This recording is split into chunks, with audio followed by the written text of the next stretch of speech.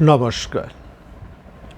মহামতি অনন্তলালের অনুগ্রহে ভারত কথার গ্রন্থিমোচনের 1019তম পর্বের আলোচনায় আমরা সমবেত হয়েছি। এই যে আলোচনা, এর ভূমিকা আমরা গত পর্বে করেছি। সেখানে মহারাজ যুধিষ্ঠির একটি প্রশ্ন করেছেন মহামতি ভীষ্মের কাছে, এবং সেই প্রশ্নটিকে মহাভারত বলেছে একটি শ্রেয় মঙ্গলকর প্রশ্ন। অর্থাৎ মহাভারতের শান্তি পর্বের এই যে মোক্ষ ধর্ম, তার মধ্যে এটি অন্যতম একটি শ্রেষ্ঠ প্রশ্ন। এই প্রশ্নটি ছিল, যুধিষ্ঠির যে প্রশ্নটি করেছিলেন আমরা শুনেছি, সেটা হচ্ছে একজন প্রজাপালনে ব্যাপৃত থেকে একজন রাজপুরুষ কিভাবে সমস্ত গুণ সমন্বিত হয়ে সমস্ত মোক্ষ লাভ করতে পারে। অর্থাৎ পুত্র কলত্র, এই যে সংসার এবং সমস্ত রকম সম্পদ ভোগ, এইসবের মধ্যেই তো একজন রাজপুরুষ থাকেন। তার কাজকর্ম তো এই সমস্ত সংসারের যাবতীয় বিষয় নিয়েই, অর্থ, কাম, যুদ্ধ, প্রতিপালন।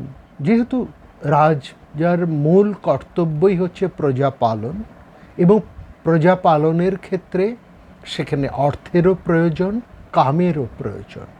এবং কে না জানে এই অর্থ এবং কাম মানুষকে নানাভাবে আসক্তগ্রস্ত করে ফেলে, এবং সংসারের সাধারণ মানুষের আসক্তি এই বিষয়গুলো নিয়ে।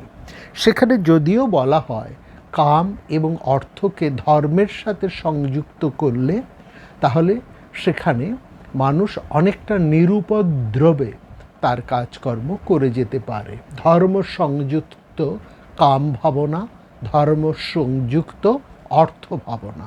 কাম বলতে এখানে কিন্তু উত্থান শক্তিকেই বোঝানো হয়েছে। এই যে রাজপুরুষের যে প্রশ্ন, রাজপুরুষের যে কর্তব্য, এটা কেবলমাত্র রাজপুরুষ বা রাজার কর্তব্যের মধ্যে সীমাবদ্ধ নয়। এটাও আমরা সেদিন আলোচনা করেছি। অর্থাৎ একজন সংসারের মানুষ, একজন গৃহস্থ, একজন সংসারী মানুষ, সে তার কর্তব্য কর্ম সুচারুভাবে সম্পাদন করে এই সংসারের মধ্যে থেকে কিভাবে সে মোক্ষ লাভ করতে পারে, এই মোক্ষের বিষয় নিয়েও আমরা বিস্তারিত আলোচনা করেছি। তার মধ্যে আজকে আর আমরা যে বিশদে যাব না। এবং তার যুধিষ্ঠিরের এই প্রশ্ন, যা একজন সাংসারিক সাধারণ মানুষেরও প্রশ্ন বটে, এর উত্তরে পিতামহ ভীষ্ম বললেন যে পূর্বকালে মহারাজ সগর তিনিও একই প্রশ্ন করেছিলেন তার শ্বশুর মহর্ষি অরিষ্টনেমির কাছে। এই মহর্ষি অরিষ্টনেমি কে? তার্ক্ষ অরিষ্টনেমি। সেই আলোচনাও আমরা গত পর্বে আপনাদের কাছে বিশদভাবে করেছি। আজকে তার্ক্ষ অরিষ্টনেমি মহারাজ সগরের এই একই প্রশ্ন, সগরেরও সেই একই প্রশ্ন যুধিষ্ঠিরের মতোই, এই জগতে মানুষ কোন পরম মঙ্গল কার্য করে সে সমস্ত শোকের পারে যেতে পারে। কারণ এই বিষয় এই মানুষকে কিন্তু শোকগ্রস্ত করে, পরিণামে তাকে শোক দেয়। এই যে সাংসারিক, কিন্তু সাধারণ মানুষ, গৃহস্থ মানুষ থেকে আরম্ভ করে রাজা, কেউ কিন্তু তার কর্তব্য তো এড়িয়ে যেতে পারে না। সুতরাং সাংসারিক কর্তব্য কর্ম তাকে একভাবে করতে হচ্ছে, অন্য দিক থেকে তাকে শোকও পেতে হচ্ছে। এই একটা প্যারাডক্স। তাহলে এখানেই প্রশ্ন এসছে, এবং এটা অত্যন্ত গুরুত্বপূর্ণ প্রশ্ন, খুব ভালো করে ভেবে দেখার, যে মানুষ কর্তব্য কর্ম করে, তাহলে এই কর্তব্য কর্ম সে যখন করছে, সে যখন আয় করছে, সে যখন অর্থের জন্য একটা ব্যবস্থা করছে, সে ব্যবসা বাণিজ্যের মধ্যে দিয়ে করতে পারে, চাকুরির মধ্যে দিয়ে করতে পারে, বা অন্য কোনো পেশার মধ্যে দিয়ে করতে পারে। তার মানে তাকে একটা অর্থের ব্যবস্থা করতে হচ্ছে এবং সেই সঙ্গে তার সংসার প্রতিপালন করতে হচ্ছে। তাহলে এই যে অর্থ এবং কামের সেবা সে করছে, এই অর্থ এবং কামের সেবা পরিণামে তাকে কিন্তু শোক দেবেই, দুঃখ দেবেই, এটা আর অবধারিত। তো এই অবধারিত অবস্থার মধ্যে থেকে খুব মহারাজ সাগরের প্রশ্নটা অত্যন্ত গুরুত্বপূর্ণ এবং অত্যন্ত যুক্তিপূর্ণ প্রশ্ন।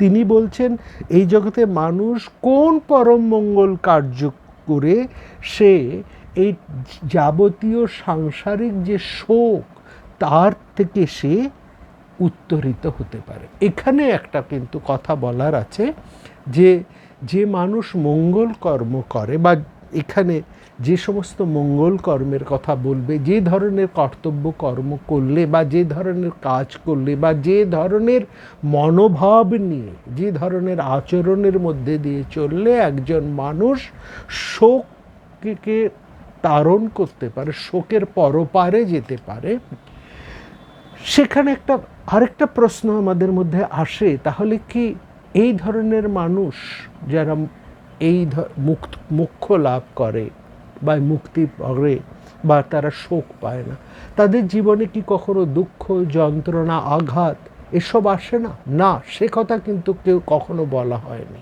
বলছে তার জীবনে শোক আসবে, আঘাত আসবে, বেদনা আসবে, দুঃখ আসবে, যন্ত্রণা আসবে, ক্ষতি আসবে, দহন সবই আসবে। কিন্তু তফাৎ হচ্ছে অন্য সাধারণ মানুষের সঙ্গে তার একটা তফাৎ আছে। কি তফাৎ? না, অন্যান্য মানুষ শোকে মুহ্যমান হয়ে যায়, শোকে বিচলিত হয়ে পড়ে, পথভ্রষ্ট হয়ে পড়ে, কাতর হয়ে পড়ে। এই মানুষ কিন্তু শোকে কাতর হয় না, বিচলিত হয় না। শোক আঘাত তাকে কোনোভাবেই বিচলিত করতে পারে না, কাতর করতে পারে না। হ্যাঁ, তাকে তার স্থিত দিয়ে অবস্থা থেকে তাকে কখনোই চ্যুত করতে পারে না। এটাই হচ্ছে সবচাইতে বড়।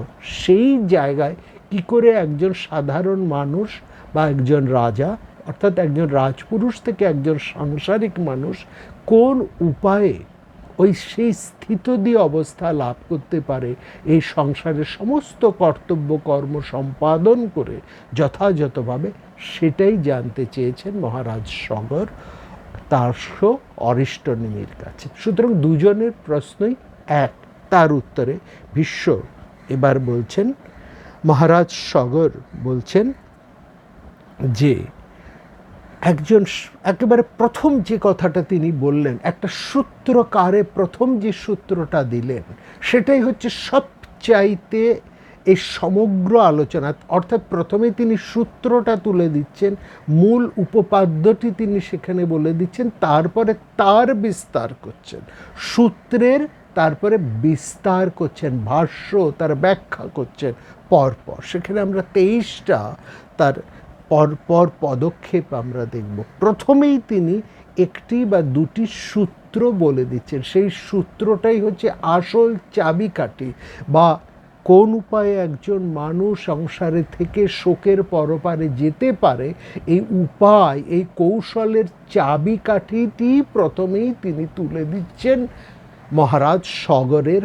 হাতে, মহর্ষি অরিষ্টনেমি। কি বলছেন তিনি? বলছেন পুত্র ও পশুতে আসক্ত। খুব ভালো করে শুনুন এখানে।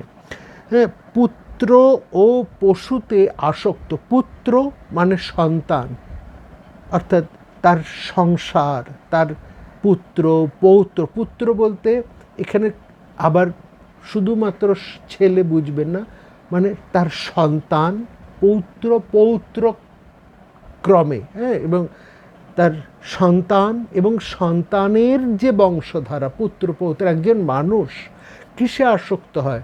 প্রথম শেষ একটা সংসার নির্মাণ করে, স্বামী এবং স্ত্রী, তারপরে তাদের সন্তান হয়, তারপর সেই সন্তানরা বড় হলে তাদের বিবাহ হয়, তাদের আবার নাতি হয়। এই যে ইতি করে যে একটা বিস্তার, এই পরবর্তী সময়ে মানুষ পুত্র বা তার কন্যার চেয়েও অনেক বেশি আসক্ত হয়ে পড়ে তার সেই নাতি নাতনিদেরকে নিয়ে।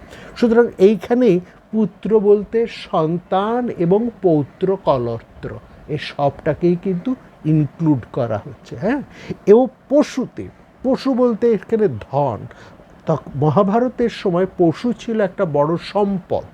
হ্যাঁ, এখন আমরা সেটাকে বলবো টাকা পয়সা, বাড়ি ঘর, ক্ষমতা, যা যা কিছু তার আছে, এই সমস্ত কিছুতে সে আসক্ত। সুতরাং পুত্র এবং পশু বলতে কিন্তু এই সবটাই ইনক্লুডেড, ঠিক আছে, সবটাকেই কিন্তু বোঝানো হচ্ছে, সবটা আসক্ত। এবং তারপরে বলছে ধন ও ধান্য চিন্তায়। ধন শুধু পশু একটা সম্পদ, তারপরে তার টাকা পয়সা, সোনা দানা, অন্যান্য কিছু আছে। ধন ও ধান্য, ধান্য একটা সম্পদ। পশু সেই সময় প্রাচীনকালে পশু যেমন একটা সম্পদ ছিল, ধানও একটা সম্পদ ছিল তার কাছে। এই সমস্ত চিন্তায় একজন সাধারণ মানুষ আকুল হয়ে পড়ে। একজন মূঢ় মানুষ, একজন সাধারণ মানুষ এই পুত্র, পশু, ধন ও ধান্য এই সমস্ত চিন্তায় সে সবসময় আকুল হয়ে পড়ে। এবং জগতে মোক্ষ সুখই যে প্রকৃত সুখ সেটা সে জানে না। এই সমস্ত আসক্তি ছেদন করতে পারলে একজন সত্যিকার মানুষ সত্যিকারের যে আনন্দ পায় সেই আনন্দের স্বাদ জানে না। সাধারণ মানুষ আমরা জানি যে সন্তান এবং সন্তানের পরে পৌত্র পৌত্রাদিক্রমে একেবারে নাতি নাতনি এবং আমার সমস্ত টাকা পয়সা, বাড়ি ঘর, ধন সম্পত্তি, প্রভাব প্রতিপত্তি, এই সব কিছুর বেষ্টন করেই মানুষ একটা ভাবে এইটাই বুঝি সুখ, এটাতেই হয়। কিন্তু এই আসক্তিটাকে যদি একজন মানুষ ত্যাগ করতে পারে, সত্যি সত্যি সে যদি এই আসক্তিটাকে ছেদ করতে পারে, তাহলে সে যে আরামটা পায়, হ্যাঁ, সেটা একজন সাধারণ মানুষ কিন্তু জানে না। ব্যাপারটা কীরকম হয় না, খুব চমৎকার করে উদাহরণ দিয়ে ঠাকুরমশাই বোঝাতেন। বলছেন এটা বোঝার সবচাইতে ভালো উপায় হচ্ছে, মনে করুন আপনি নদীতে, তিনি তো সবাইকে আপনি করে বলতেন মনে করুন আপনি একটা নদীতে স্নান করতে নেমেছেন, খুব রোদে তেতে পুড়ে আপনি নদীর পাড় দিয়ে যাচ্ছেন, গরম বালির উপর দিয়ে, তারপরে আপনি একটা খুব প্রশান্ত শীতল নদীর জলে আপনি অবগাহন করলেন, করে আপনার কি প্রশান্তি, আপনার সমস্ত যন্ত্রণা, সমস্ত জ্বালা, সমস্ত কষ্ট একেবারে হল, আপনার সেই জল, নির্মল জল, শীতল জল আপনাকে একেবারে প্রশান্ত। আপনার ওই শান্ত জল, ওই প্রশান্ত জল, ওই ঠান্ডা জল, ওই নির্মল জল ছেড়ে উঠতেই ইচ্ছে করছে না। ওখানেই মনে হচ্ছে আপনি ওই নদীর জলের মধ্যেই আপনি একেবারে এক গলা জলের মধ্যে আপনি সারাদিন ওইভাবে ডুবে থাকুন, এটাই আপনার ইচ্ছে করছে। বাইরে এতটাই গরম, নদীর বালি এতটাই তেতে আছে, ওই শান্ত জলের মধ্যেই আপনার খুব আরাম হচ্ছে। কি হলো, হঠাৎ কোথার থেকে একটা ভল্লুক এসে আপনাকে ঘিরে ধরলো, সে একেবারে আপনাকে ঘিরে ধরলো, সেও ছাড়ছে না। মানে নদীর বানে ভেসে আসা, বলছে নদীর যে বান, প্রবল যে বান, সেই বানে ভেসে আসা একটা ভল্লুক আপনাকে বাঁচার জন্য আপনাকে একেবারে জড়িয়ে ধরছে। সে আপনাকে অন্য কিছু করছে না, আক্রমণ করছে না, সে বিপদগ্রস্ত হয়ে বানের জলে ভেসে এসে আপনাকে একটা অবলম্বন পেয়ে সে আপনাকে জড়িয়ে ধরে বাঁচতে চাইছে। পাড়ের থেকে সবাই চাইছে যে আরে ওকে ছেড়ে দে, ওর থেকে বেরিয়ে আয়, হ্যাঁ, কিন্তু আপনি কিছুতেই ওর হাত থেকে মুক্ত হতে পারছেন না, কারণ ও বাঁচার জন্য আপনাকে জড়িয়ে ধরছে। ফলত আপনার মৃত্যু অবশ্যম্ভাবী।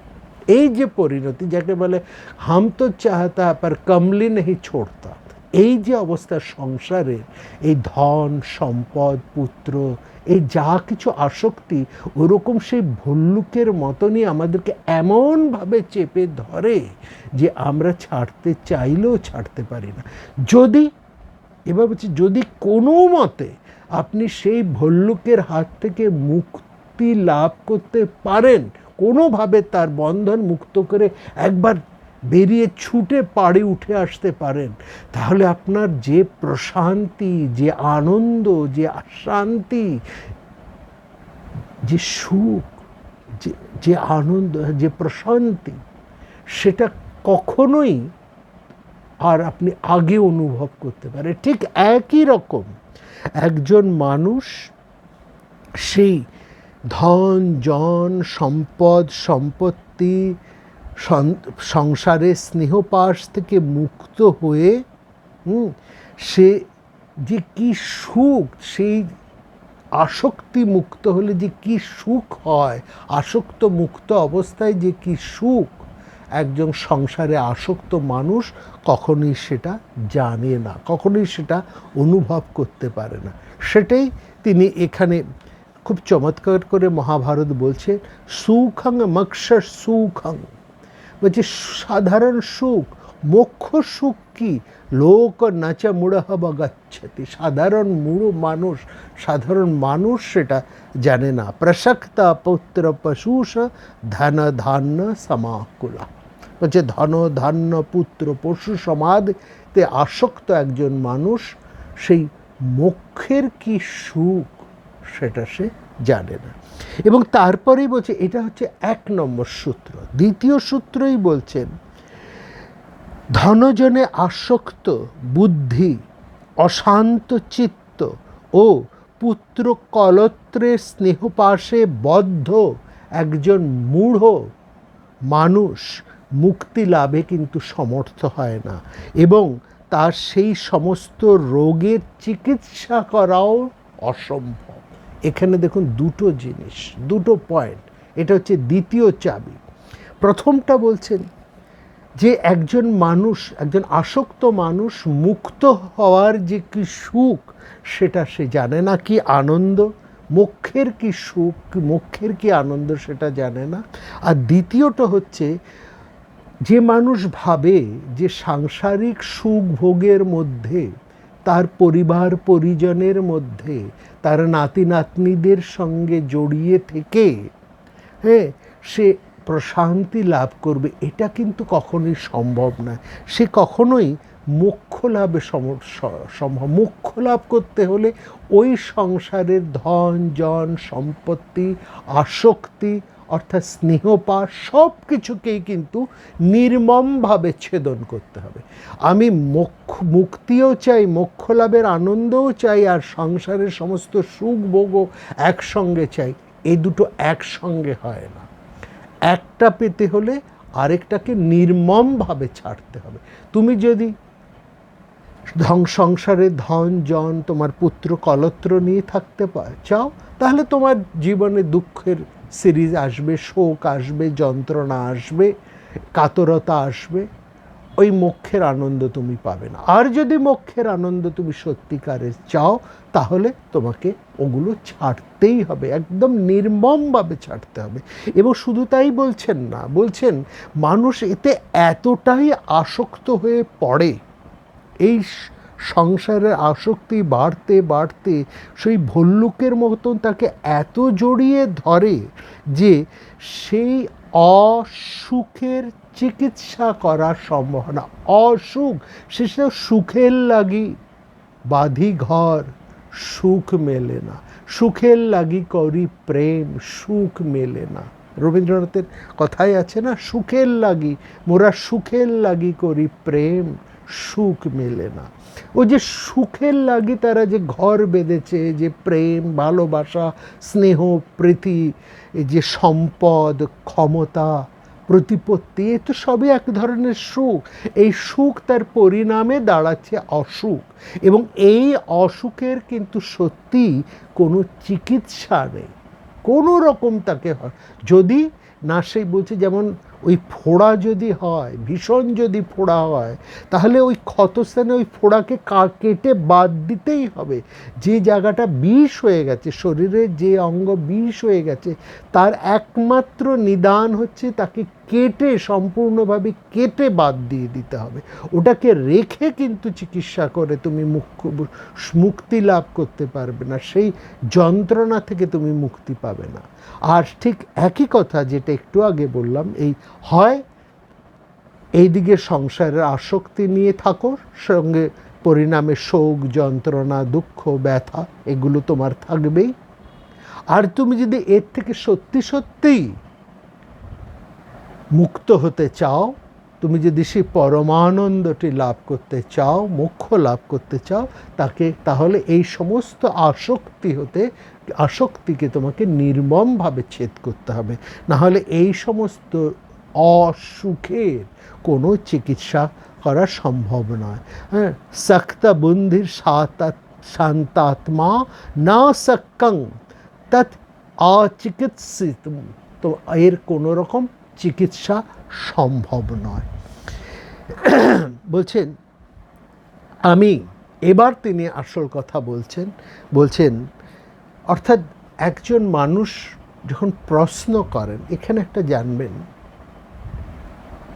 প্রশ্ন কে করছেন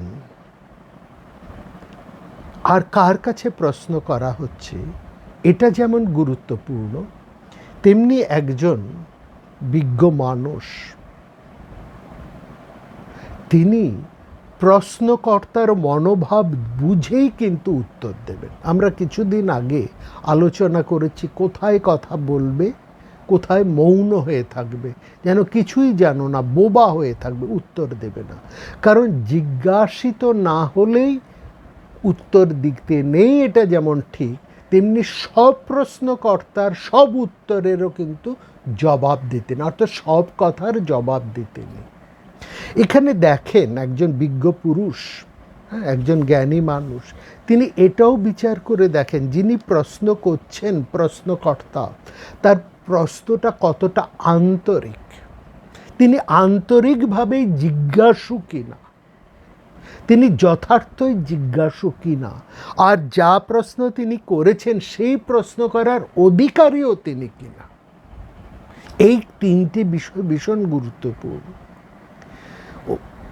যার কাছে জিজ্ঞাসা করা হচ্ছে তার যেমন সেই উত্তর দেবার অধিকার আছে কিনা এটা যেমন একটা বিষয়, তেমনি যিনি জিজ্ঞেস করছেন তিনি সেই প্রশ্ন জিজ্ঞেস করার অধিকারী কিনা এটাও কিন্তু সমান গুরুত্বপূর্ণ।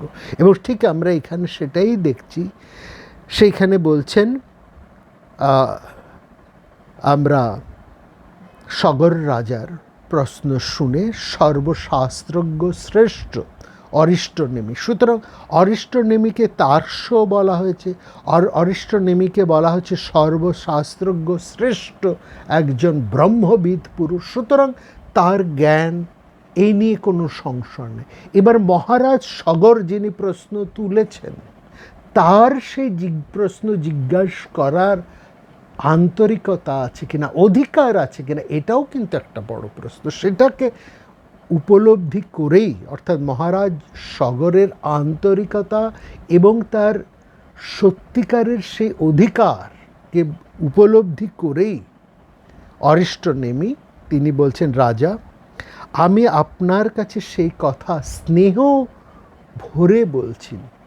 দেখুন এখানে বলছেন স্নেহ জানিহ তে পাষাণ, আমি লক্ষ্য করে, অর্থাৎ লক্ষ্য করে মানে এখানে বিচার করে তোমার আন্তরিকতা এবং তুমি যে প্রশ্ন করেছো এই প্রশ্ন তোমার আন্তরিক প্রশ্ন এবং তুমি সত্যি এটা জানতে চাও এবং এই উত্তরটা পেলে তুমি সত্যি তার মর্ম উপলব্ধি করবে এবং সেই উত্তরের মর্যাদাও তুমি রাখবে। এইটা উপলব্ধি করেই অরিষ্টনেমি বলছেন স্নেহ জানিহ তে পাষাণ বক্ষ্যামি শৃণুতান মম, তুমি আমার কথাটা আমি স্নেহ ভরে তোমাকে বলছি। গুরু এবং শিষ্যের সম্পর্কটা আমরা বারবারই জানি অন্তত পিতা পুত্রের মতন। পিতা যেমন সন্তানকে স্নেহ করেন, শাসনও করেন, স্নেহও করেন, স্নেহ করেন বলেই তাকে শাসন করেন, স্নেহ করেন বলেই তাকে রক্ষা করেন, তার কল্যাণ কামনা করেন, তার কিসে ভালো হবে সবসময় সেই কথা ভাবেন। এই পিতা সন্তানের প্রতি যাবতীয় যা কিছু করেন তার প্রতি পিতার একটা স্নেহ থাকে, এবং এই স্নেহ সবসময় নিম্নগামী। এই স্নেহ থাকলেই গুরুর, এই স্নেহই হচ্ছে গুরুর আশীর্বাদ, সেটা নানাভাবেই আসতে পারে। সুতরাং এই স্নেহ জানিয়াতে পাশান বক্ষ্যামি, আমি সেই স্নেহ ভরেই আমি তোমাকে বলছি। কি বলছে? তুমি এটা শোনো, হ্যাঁ, তুমি নিজে শোনো। এবং তারপরেই বলছেন যে কথাটা বলছেন, শিরসা সখ্যা শ্রতুং বিজানতা সকর্ণে সকর্ণকেন শিরসা শক্যা শ্রোতুং বিজানতা। তুমি কর্ণন সহিত সকর্ণন তেন শ্রবণ মনোযোগ, তুমি মনোযোগ দিয়ে শোনো। সকর্ণকেন শিরসা মানে তুমি মনোযোগ দিয়ে শোনো, এবং শুধু তাই নয়, সাবধান মনে, অর্থাৎ মনোযোগ দিয়ে তুমি সেই সব কথা শোনো। অর্থাৎ আমি তোমাকে এই কথা বলছি, অর্থাৎ অরিষ্টনেমি বুঝেছেন এই তিনি যা বলবেন সেটা শোনার অধিকার মহারাজ সগরের আছে। অর্থাৎ এইখানে দুটো বিষয় আমাদের কাছে প্রশ্ন হয়ে গেল। যেমন সর্বশাস্ত্রজ্ঞ শ্রেষ্ঠ বলা হচ্ছে বরিষ্ঠ, ব্রহ্মবিদ বলা হচ্ছে অরিষ্টনেমি তার্শকে, এখানে যেমন তার যোগ্যতাকে বোঝানো যাচ্ছে, ঠিক তেমনি এখানেও এই স্নেহ ভরে তাকে যে বলছেন যে তুমি সাবধান চিত্তে সে কথা শুনতে সমর্থ হও, তোমার মধ্যে সে ক্ষমতা আছে, এটা উপলব্ধি করে অরিষ্টনেমি তাকে স্নেহ ভরে যে কথা বলছেন, এখানে যিনি জিজ্ঞাসা করছেন তার অধিকারও কিন্তু এখানে পরিষ্কার হয়ে গেল। এবার এক এক করে সেই প্রশ্নের মধ্যে আসে। প্রথমেই তিনি সূত্রগুলো তুলে দিয়েছেন, এবার তিনি বলছেন যথাকালে, মানে তোমার যখন সন্তানাদি হয়ে যাবে এবং সন্তান যখন তোমার যৌবনে পদার্পণ করবে, অর্থাৎ সন্তানকে তোমাকে সন্তান উৎপাদন, সন্তানকে লালন পালন এবং তাকে বড় করা, তার সন্তানের প্রতি যাবতীয় যা কর্তব্য কর্ম করে সন্তানকে লালন পালন করে তাকে যোগ্য করে, যেই মুহূর্তে দেখবে সন্তান যোগ্য হয়েছে, সে যৌবনে পদার্পণ করেছে, সে জীবিকা নির্বাহ করতে সমর্থ হয়েছে। দেখুন, একেবারে এরকম নয়, প্রত্যেকটা সাংসারিক ডিউটি একজন পিতা পালন করছে। সে সংসার এসেছে, তার সন্তান হয়েছে, সন্তানকে সে প্রতিপালন করেছে, হ্যাঁ, এবং সন্তানকে প্রতিপালন করেছে, সন্তান বড় হয়েছে, সে যৌবনে পদার্পণ করছে, অর্থাৎ সে এখন ক্ষমতা হয়েছে, নিজের মতন চলতে পারে এবং জীবিকা নির্বাহ করতে সমর্থ হয়েছে, সে পিতার উপর নির্ভরশীল নয়।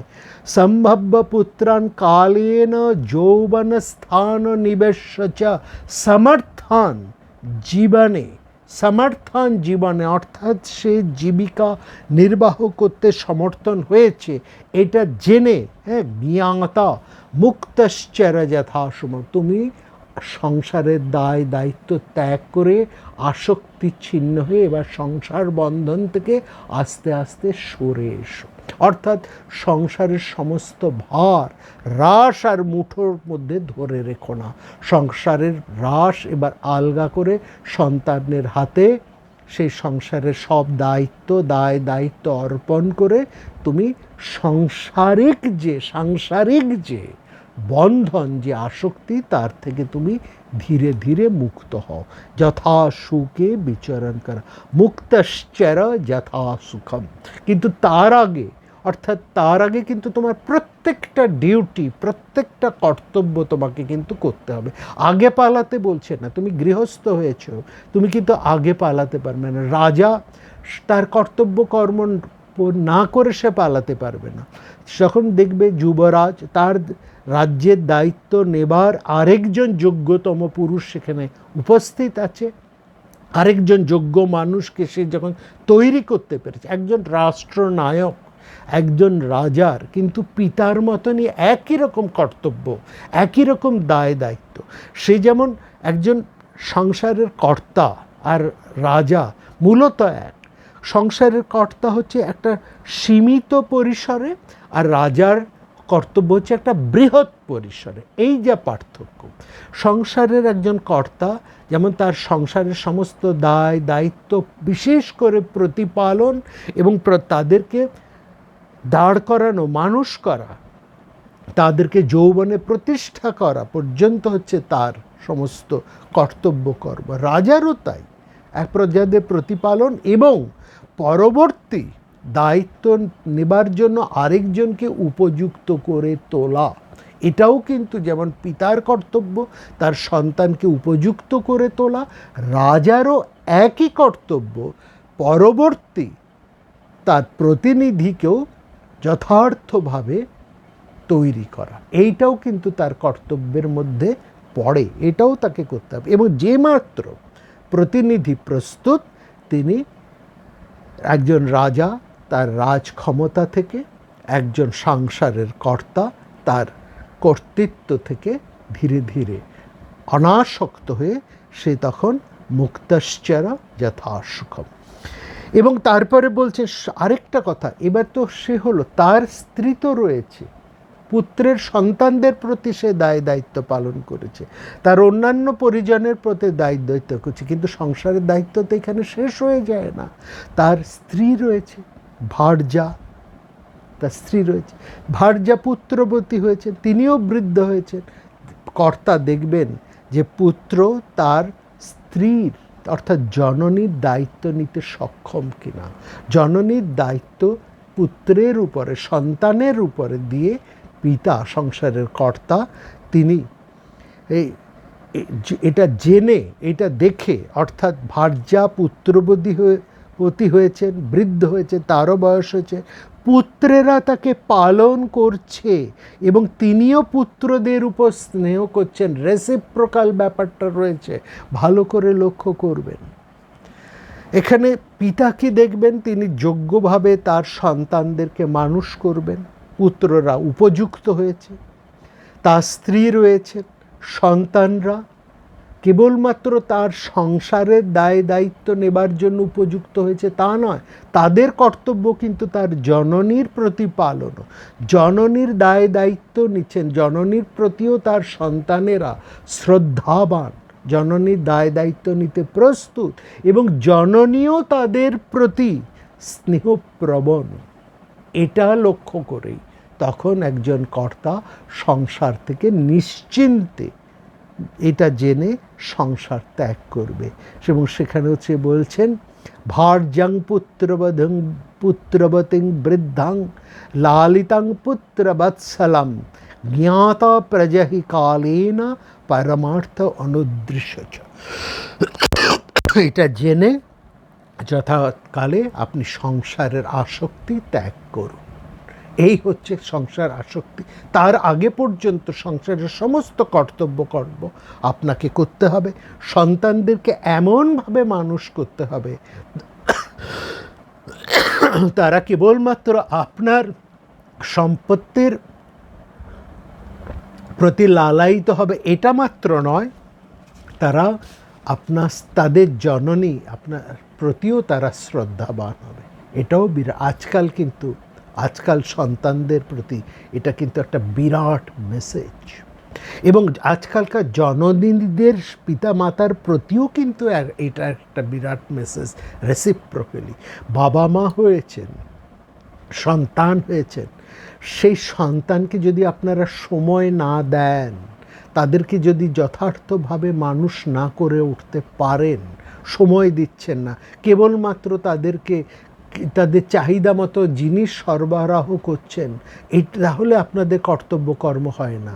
আপনারা যদি ভালো না, ওকে তাকে তো আমি যা যা দরকার দিয়েছি, ভালো স্কুলে ভর্তি করেছি, বোর্ডিংয়ে রেখেছি, ভালো আয়া রেখেছি, বড় বড় স্কুলে রেখেছি, বড় বড় জায়গায় দিয়েছি, ও যখন যা চেয়েছে দিয়েছি, এখনও আমাকে দেখছে না, না, এটা হয়নি।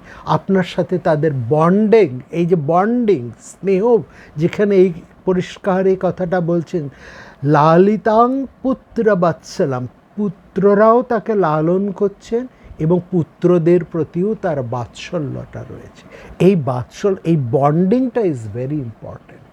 এই বন্ডিং না থাকলে কিন্তু সন্তান মানুষ হয় না।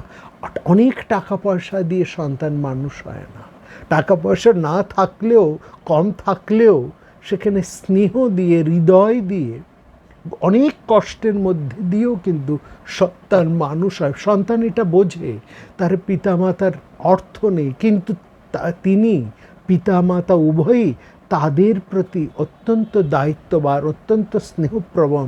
তারা না খেয়েও, অর্ধেক খেয়েও, অর্ধভুক্ত থেকেও তারা সন্তানের জন্য চেষ্টা করছে। এটা সন্তানেরা কিন্তু ফিল করে।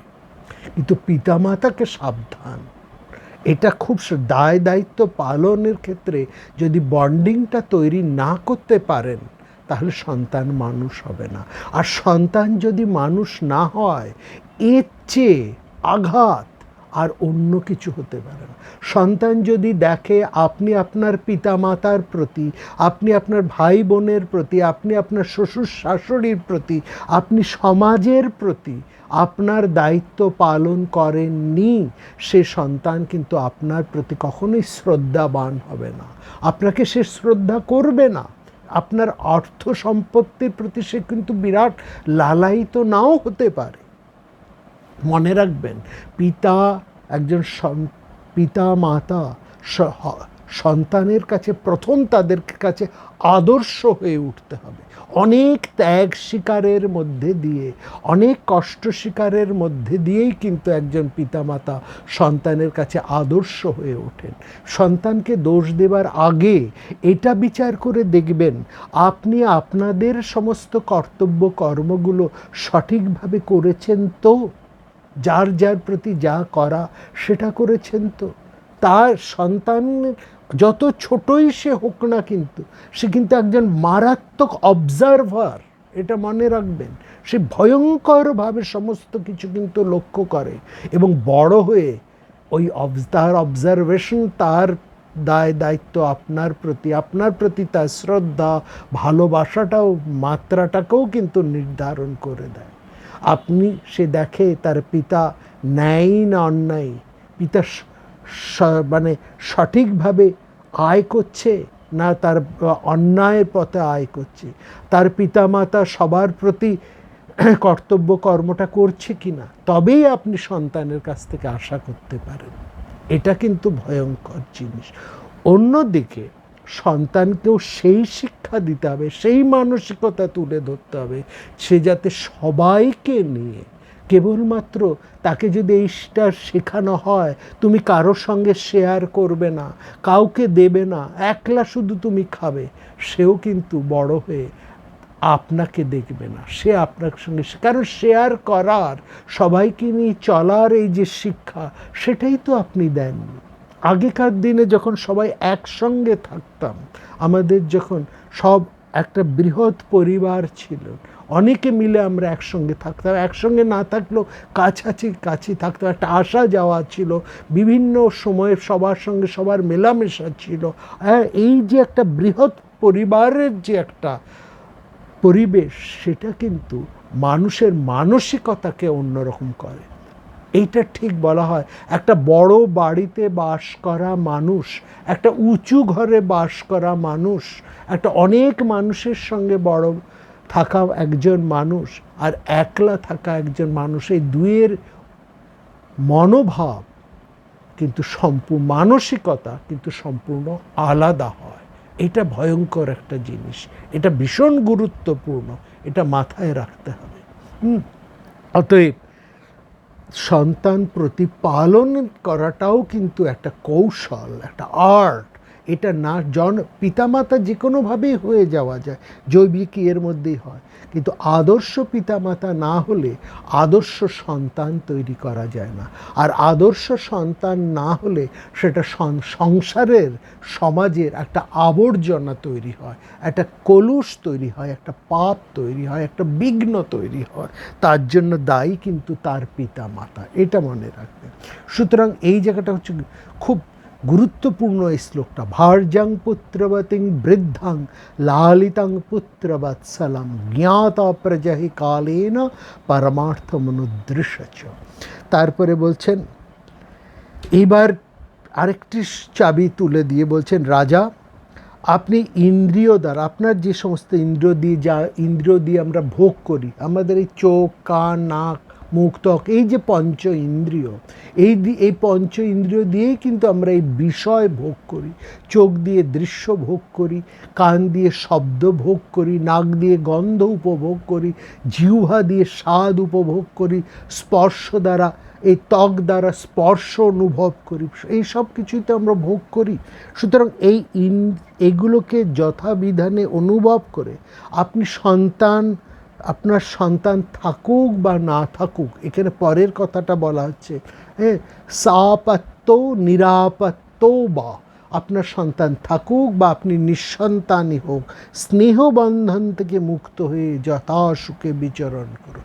সন্তান থাকলেই যে আপনার সন্তান নেই এইটা আপনি বলবেন না, আমার তো সন্তান নেই, তাহলে কি হবে? না, আপনি আপনার সন্তান থাকুক বা না থাকুক, আপনি মনে মনে আস্তে আস্তে সংসারের এই সমস্ত আসক্তি থেকে কিন্তু ছিন্ন হবার, মুক্ত হবার চেষ্টা করুন। ঠিক আছে? ইন্দ্রিয়ের সমস্ত আকর্ষণগুলো, খাবার, যখন বলা হয় যত বয়স বাড়বে সমস্ত সাংসারিক আসক্তিগুলো একটু একটু করে ত্যাগ করুন।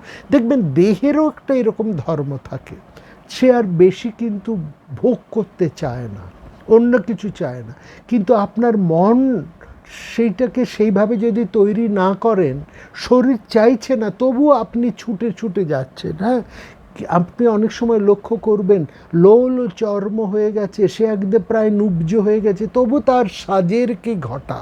হ্যাঁ, তবু তারা কিন্তু ঘরে থাকছে না, একটা কোনো ভালো জায়গায় যাচ্ছে না, সে সমস্ত ওই দোকানে বাজারে পসরার মধ্যে ঘুরে ঘুরে উইন্ডো শপিং করে চলেছে, সে ঘরে থাকতে পারছে না, একটা কোনো ভালো জায়গায় সে যাচ্ছে না, একটা কোনো ভালো আলোচনা সে শুনছে না, গান বা অন্য কোনো ভালো বিষয় সেটা তার ভালো লাগছে না, সে ওই রাস্তাঘাটে ঘুরে বেড়াচ্ছে, দোকানে দোকানে ঘুরে বেড়াচ্ছে, একটা উইন্ডো শপিং করে বেড়াচ্ছে, জামা কাপড় দেখে বেড়াচ্ছে, অন্যান্য কসমেটিক্স, সেগুলো ভোগ করতে পারবে না, এটা জেনেও সে নুব্জ দেহে সে কিন্তু ওই দিকেই সে ঘুরে, অর্থাৎ তার মন তাকে, তার ইন্দ্রিয় বৈকল্য হলেও তার মন তাকে কিন্তু ওই দিকেই ঠেলে নিয়ে যাচ্ছে।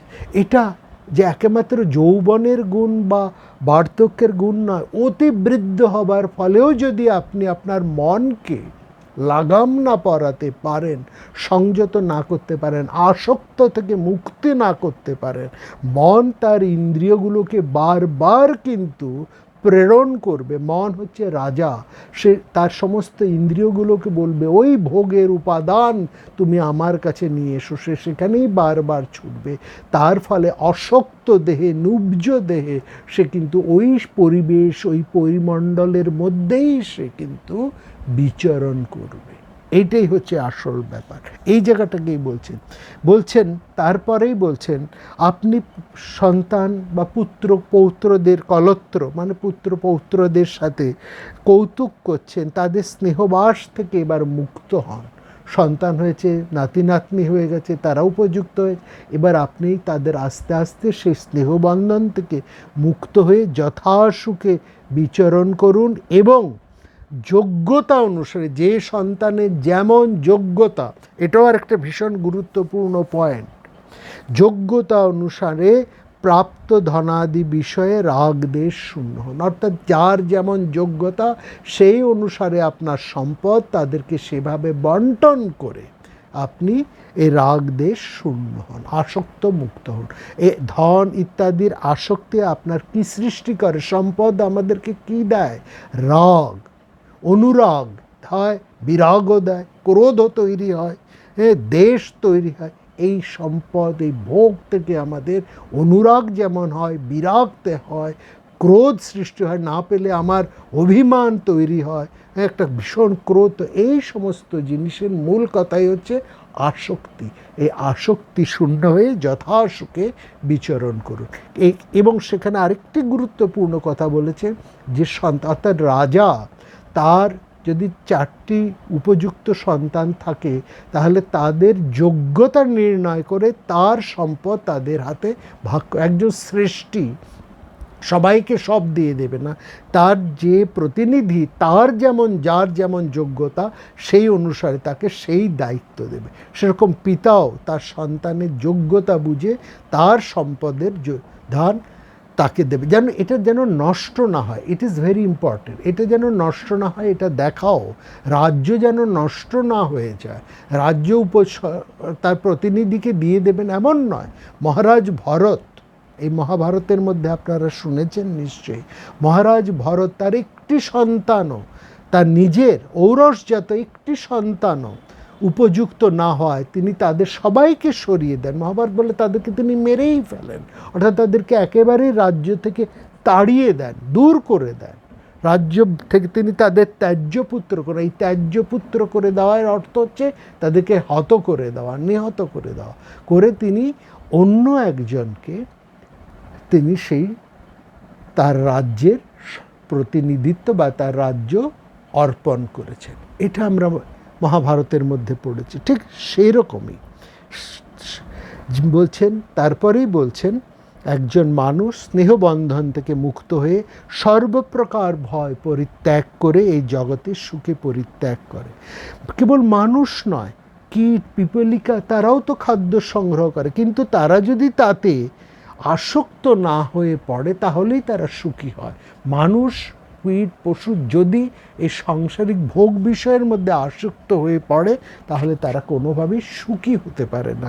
সুখী হতে হলে আসক্তির থেকে আসক্তি ত্যাগ করতে হবে, এটাই হচ্ছে মূল ব্যাপার। এইবার যে কথাটা বলছেন এটা আমাদের প্রত্যেকের কিন্তু ভাবা দরকার। আমরা সবাই ভাবি, সংসারে আমরা প্রত্যেকেই ভাবি আমি চলে গেলে কি হবে, হ্যাঁ হ্যাঁ, যে আমি না থাকলে কি হবে। একজন রাষ্ট্রনায়ক ভাবেন আমি না থাকলে এই রাষ্ট্রের কি হবে। একজন সংসারের কর্তা ভাবে আমি চলে গেলে, আমি না থাকলে এই সংসারের কি হবে। সেখানে বলছেন এরকম চিন্তা করবেন না, মুক্তিকামী হয়ে আপনি কখনোই এরকম চিন্তা করবেন না যে আপনি না থাকলে এই সংসারের কি হবে।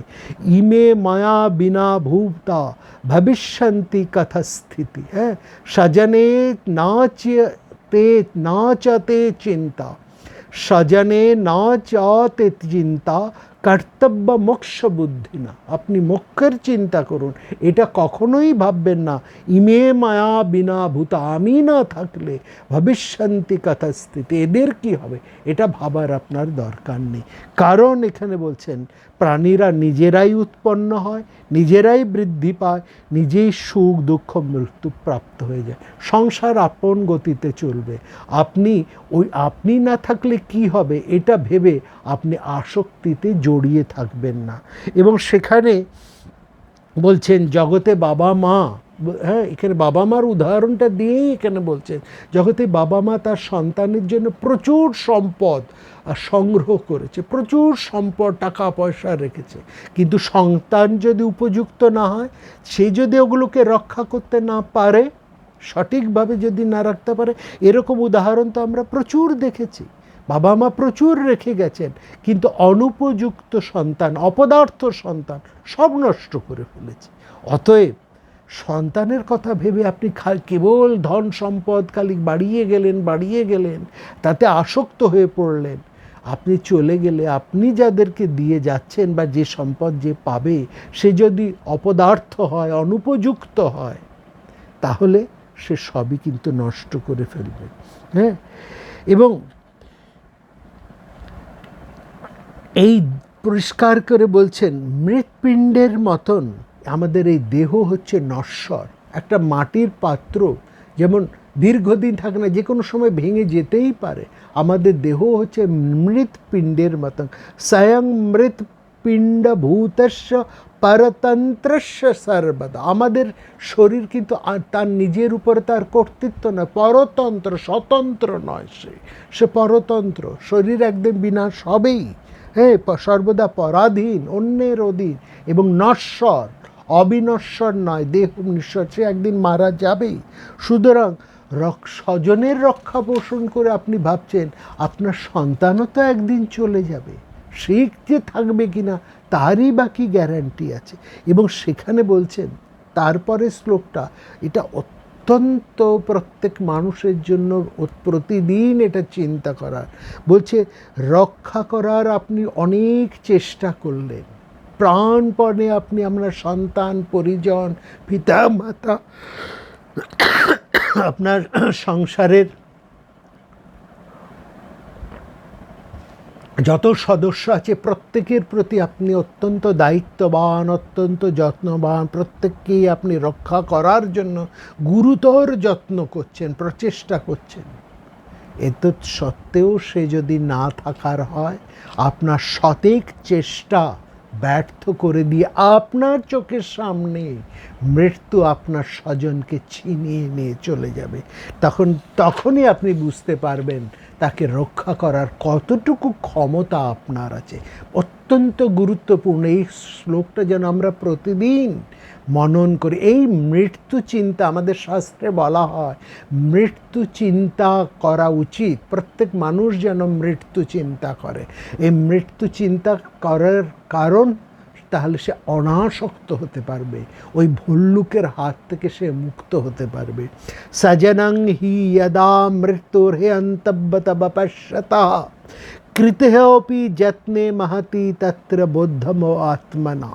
বলছেন রক্ষা করবার জন্য আপনি যতই চেষ্টা করুন না কেন, জীবন্তমপি চৈবৈনং ভরণে রক্ষণে তথা অসমাপ্তে পরিত্যাজ্য পশ্চাদমি মরয়িষ্যসি।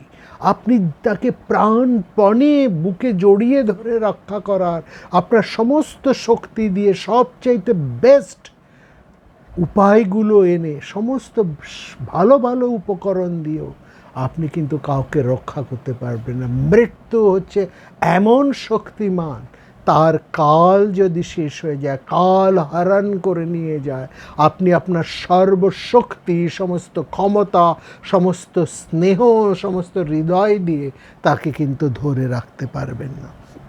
আবার স্বজনের জীবিত অবস্থাতেও তার ভরণ পোষণ সমাপ্ত না হতেও আপনি তাকে পরিত্যাগ করে চলে যেতে পারেন। এমনও তো হতে পারেন, প্রথমে বলা হচ্ছে আপনি আপনার সন্তানকে মানুষ করে, তাকে দায়িত্ববান করে, তাকে উপযুক্ত করে তার হাতে অর্পণ করে আপনি বাজান, কিন্তু এটা কি করে ভাবলেন? আপনার এমনও তো হতে পারে, এবং এটা তো আমরাও দেখছি, অল্প সন্তান তৈরি হয়নি, নাবালক সন্তান, পিতা মারা গেছে, এরকমও তো হয়, জননী চলে গেছে, এরকমও তো হয়। সুতরাং এই পৃথিবী বড় মানে অবিশ্বাস্য, বড় নশ্বর এই পৃথিবী, কোনো কিছুর বিশ্বাস নেই, আজ আছে কাল নেই, এটা এতটাই অনিশ্চিত। সুতরাং কার জন্য আপনি এত মায়া মোহ করছেন? কী বিশ্বাস আছে যে আপনি সব কিছুই ঠিকঠাক করে যেতে পারবেন? কিংবা কী বা বিশ্বাস আছে আপনি যা কিছু ঠিক করে গেলেন সবই ঠিক থাকবে? কোনো কিছুরই কোনো বিশ্বাস নেই। অতএব মূঢ় ভজ গোবিন্দং ভজ গোবিন্দং ভজ গোবিন্দং মূঢ়মতে। সেই একই কথাই যেন এখানেও সেই শঙ্করাচার্য যেন এই কথারই প্রতিধ্বনি করা হচ্ছে। হ্যাঁ, শঙ্করাচার্য ওখানে তো বলেছেন এই পুত্র জরাবরণ এই সব কিছু ছিন্ন করে নিয়ে যাবে। হ্যাঁ, সেখানে এই যে জন্ম মৃত্যু, জননীর কোলে শোয়া, সব কিছুই হচ্ছে একটা আসক্তি, কোনোটাই চিরস্থায়ী নয়। ভজ গোবিন্দম ভজ গোবিন্দম ভজ গোবিন্দং মূঢ়মতে। সেই একই কথা বলছেন আপনি জীবিত থাকুন বা মরে যান, যখন আপনি স্বজনরা কিন্তু তার কর্তব্য কর্ম থেকে, আজকে আপনি ভাবছেন যে আপনি না থাকলে এরা বাঁচবে কি করে, আপনি ভাবছেন আপনি না থাকলে এরা চোখে অন্ধকার দেখবে, হ্যাঁ, আপনি ভাবছেন এরা আপনাকে কত ভালোবাসে, কিন্তু এটা আপনি যে মুহূর্তে মারা যাবেন তখন আপনি একটা মাত্র মৃত দেহ হয়ে যাবেন মাত্র। তারা কিন্তু তাদের সংসারজাত, এই সংসারের কোনো কিছুই কিন্তু স্তব্ধ হয়ে যাবে না আপনার থাকা বা না থাকায়। আপনার থাকার সময় যা যেমনভাবে চলছিল, আপনি না থাকলেও এই সংসার যাত্রা একই রকম রিদমে, একই রকম ছন্দে চলতে থাকবে। এবং যাদের কথা ভেবে আপনি আকুল হয়েছিলেন, ভাবতেন আপনি এরা বুঝি আপনাকে ছাড়া বাঁচতে পারবে না, আপনার স্ত্রী বলছেন ওগো তুমি না থাকলে আমার কি হবে গো, হ্যাঁ, এ হয়তো খানিকক্ষণের জন্য সে বিলাপ করবে। আপনার সন্তানরা হয়তো আপনার পাশে দাঁড়িয়ে কিছুদিন চক্ষুর জল ফেলবে যদি সে সুসন্তান হয়। তারপরে দেখবেন সব যাদের জন্য এত ভেবেছেন তারাও খাওয়া দাওয়া করছেন, তারাও আমোদ আহ্লাদ করছে, তা সেখানেও উৎসব হচ্ছে, সবই চলছে, আপনি শুধু নেই। সুতরাং এই সংসারের আসক্তি, এতে আপনি জড়িয়ে থাকবেন না। সুতরাং আপনি নিজের হিত সাধন করুন। নিজের হিত সাধন মানে আস্তে আস্তে আসক্তি ত্যাগ করুন। তারপরে বলছেন এই সংসারে কে কার স্বজন, কি অপূর্ব দামি কথাটা বলছেন। এবং বিজানলা লোকাস্মি কাহ কশ্যেতাভিবিনিশ্চিত, কে কার এ সংসারে, কে কার, কেউ কারও নয় এ সংসারে, কেউ কারও নয়, বৃথা ভ্রম এ সংসারে, ভুলো না দক্ষিণা কালী, হ্যাঁ, বদ্ধ হয়ে মায়া জালে। একেবারে অপূর্ব সেই কথাটা বলছে, এ সংসারে কেউ কারও নয়। এইটা হচ্ছে আসল কথা। যার জন্য মরো ভেবে সে কি তোমার সঙ্গে যাবে, সেই প্রেয়সী দিবে ছড়া অমঙ্গল হবে বলে। একেবারে চরম কথাটি, সেটাও এখানে বলছে কাহ কশ্যেতাভিনিশ্চিত, কে কার এ সংসারে, কেউ কারো নয়। সুতরাং তুমি আমার আমার করছো, এদের প্রতি এত আসক্ত হচ্ছে, এদেরকে এত স্নেহ মমতায় জড়িয়ে ফেলেছ, কেউ কারো নয়। বলছেন এই জগতে ক্ষুধ পিপাসা অবস্থাকে এবং ক্রোধ লোভ ও মোহকে যে জন করতে পেরেছে সেই মানুষই সাত্ত্বিক। মোহ অবনতা নিবন্ধন দুধ ক্রীড়া সুরাপান স্ত্রী সংসর্গ মৃগয়া, এইতে যে মানুষ আসক্ত হয় না সেই মুক্ত পুরুষ। প্রতিদিন ও রাত্রিতে ভোজন করতে হবে, এইরূপ চিন্তায় যে ক্লান্ত হয়ে পড়ে সেই দূষিত বুদ্ধি। তো আবার ঠিক জুটে যাবে, খাবি তোমার আবার আজকের হয়েছে, আগামী দিন কি হবে, আচ্ছা আগামী দিন হয়েছে, তারপরের দিন কি হবে, আচ্ছা তারপরের দিনেরও জোগাড় হয়েছে, তাহলে তারপরের দিনের জোগাড়ের জন্য যে অত্যন্ত মানে সে খালি জোগাড় করে যাচ্ছে, অনিশ্চিতের যন্ত্রণায় যে উৎকণ্ঠিত হয়ে ভুগে পড়ছে, সে যে আসক্ত হয়ে পড়ছে, সেই হচ্ছে মুখ্য, সে হচ্ছে মূর্খ মানুষ, সে তার কোনো মুক্তি নেই। অর্থাৎ তোমার দুবেলার ব্যবস্থা ঠিক হয়ে যাবে, তুমি এই আসক্তি ত্যাগ করো। সাবধান হয়ে স্ত্রীর প্রতি আত্মীয় ভাব ত্যাগ করো, যে তোমার প্রেয়সী তার থেকেও তুমি আসক্তি ধীরে ধীরে কাটিয়ে নাও, তাহলেই তুমি মুক্তির স্বাদ পাবে। যে প্রাণীগণের উৎপত্তি বিনাশ এবং কার্যকলাপ যথার্থ রূপে জানেন তিনি হচ্ছেন মুক্ত পুরুষ। জীবকীয় নির্বাহের জন্য প্রচুর সম্পদ যে জমিয়ে রাখে সে কখনোই জ্ঞানবান পুরুষ নন। যিনি তার এই অট্টালিকা সমস্ত সম্পদকে একটা বাঁশ গাছের মঞ্চের মতন ভাবে, অর্থাৎ আজ আছে কাল নেই, সেই যথার্থ বিজ্ঞ পুরুষ। প্রাণীগণ মৃত্যু কর্তৃক তাড়িত, ব্যাধি কর্তৃক পীড়িত এবং জীবিকা নির্বাহের অভাবে ক্লিষ্ট বলে যিনি সঠিকভাবে সংসারকে উপলব্ধি করতে পারেন তিনি মোক্ষ লাভ করতে পারেন। যিনি সংসারকে এই ভাবে দেখেন, অর্থাৎ এই সংসার নশ্বর, কিছুই থাকবে না, আজ আছে সবই নষ্ট হয়ে যাবে এই জগতে, তিনিই মুক্ত পুরুষ।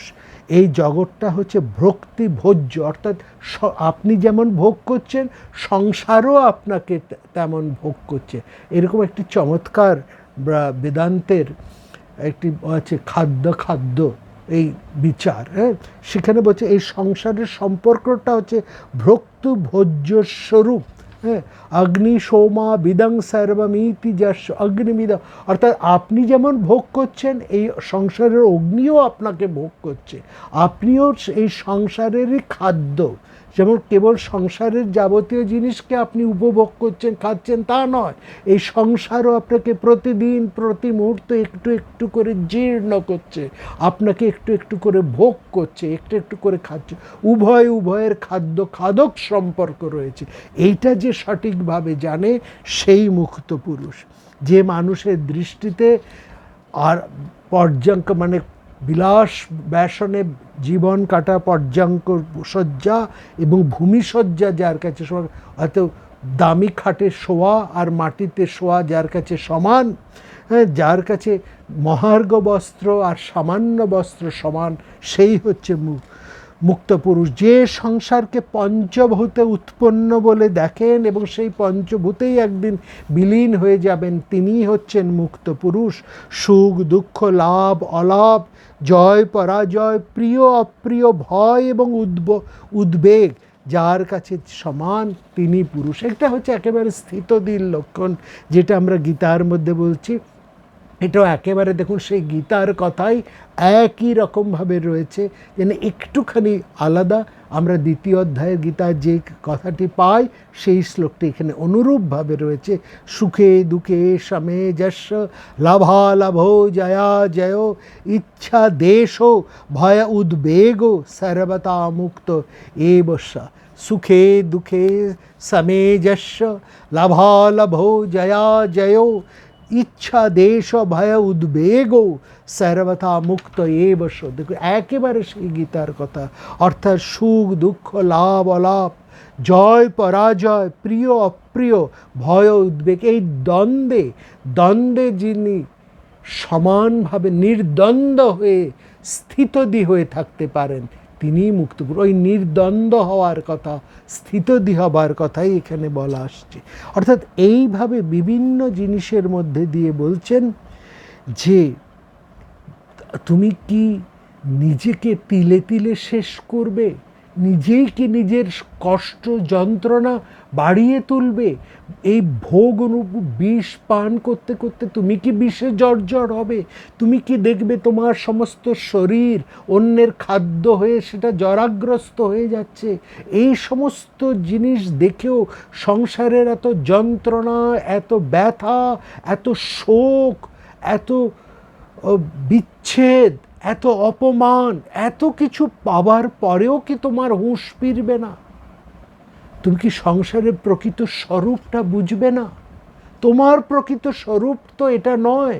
তোমার প্রকৃত স্বরূপ তো হচ্ছে শুদ্ধ বুদ্ধ মুক্ত এবং আনন্দ স্বরূপ। সেই স্বরূপতা কি তুমি এই সংসারের এই সমস্ত আসক্তির মধ্যে থেকে পেতে পারো?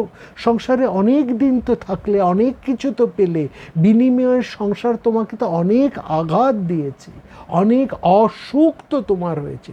তারপরেও তোমার কিসের এত বিষয় তৃষ্ণা, কিসের এত আসক্তি? এগুলোকে তুমি ত্যাগ করো। এগুলোকে যদি তুমি ত্যাগ করতে পারো, তাহলে তুমি মুক্ত সঙ্গ হয়ে যাবে। তবেই তুমি কিন্তু সে আনন্দ শোকের পারে যেতে পাবে, তবেই তুমি মুক্তি লাভ করতে পারে। এবং তারপরে শেষ কথা বলছে, রাজা আপনি এই সমস্ত কথা শুনে গার্হস্থ্যের প্রতি, মানে এখানে রাজা এবং গার্হস্থ্য দুইয়ের কথাই দেখুন শেষকালে চলে আসছে। তার রাজা তার সংসারের প্রতি এবং তার রাজ্যের প্রতি, সংসারের প্রতি বললেই সেখানে গৃহস্থের প্রতি একই উপদেশ চলে আসছে, রাজার প্রতিও একই কথা চলে আসছে। করে আপনি যদি অচলা বুদ্ধিতে স্থির থাকতে পারেন, তবেই একজন সংসারের সমস্ত কর্তব্য কর্ম পালন করে আপনি মুক্ত পুরুষের মতন বিচরণ করতে পারবেন। অতি অপূর্ব আলোচনা এটি। এবং লক্ষ্য করবেন এখানে যেমন অরিষ্টনেমিত আর্ষ এই আলোচনা করছেন, তেমনি উপযুক্ত প্রশ্নকর্তার সগরও সেখানে রয়েছেন। আর সেই কথাটি যুধিষ্ঠিরের কাছে তুলে ধরেছেন পিতামহ ভস্য।